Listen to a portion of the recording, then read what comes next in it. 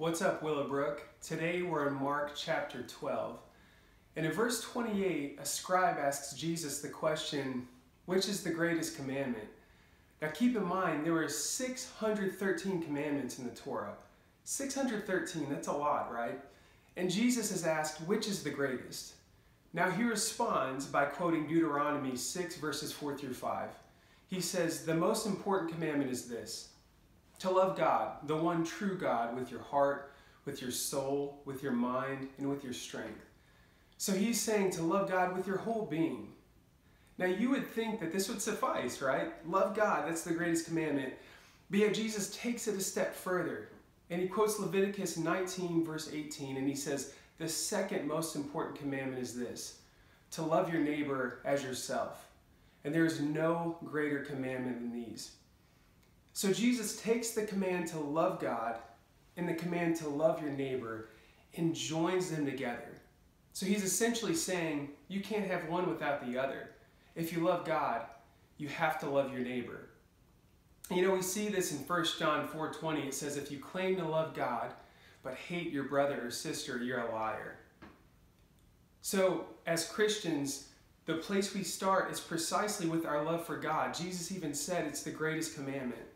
We start by loving God as the foundation for everything, but it's not enough to just love God. We also have to love our neighbor.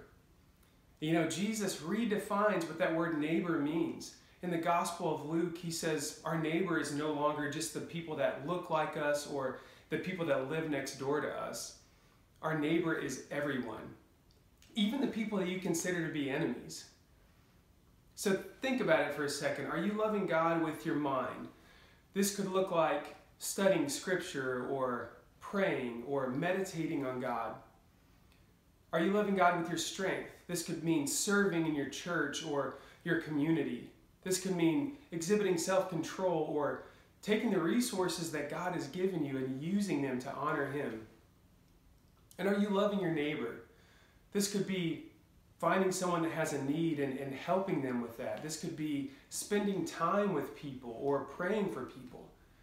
If you're struggling in either of these areas, pray to God, ask Him to help you and to show you how to love Him better and how to love your neighbor better.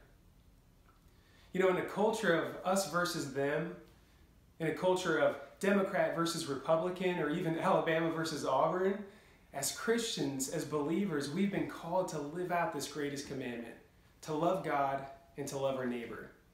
God bless you guys. We hope to see you on Sunday.